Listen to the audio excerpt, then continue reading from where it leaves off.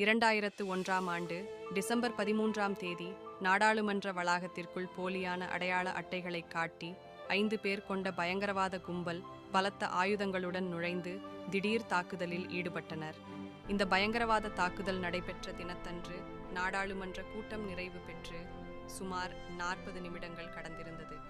அத்துமீறி உள்ளே நுழைந்த பயங்கரவாதிகளின் வாகனம் அப்போதைய துணை குடியரசுத் தலைவர் கிருஷ்ணன் காந்தியின் பாதுகாப்பு வாகனத்தில் மோதி முதல் தாக்குதல்களை துவங்கினர்.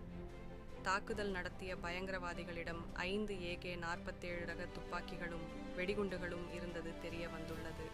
பின்னர் பயங்கரவாதிகள் மற்றும் பாதுகாப்பு படையினர் இடையே நடைபெற்ற மோதலில் 5 பயங்கரவாதிகளும் கொல்லப்பட்டனர். நாடாளுமன்றத்தில் நடைபெற்ற தாக்குதல் தலைநகர் டெல்லி மட்டுமின்றி உலக அளவில் பெரும் அதிர்வலைகளை உருவாக்கிய தினம் இன்று.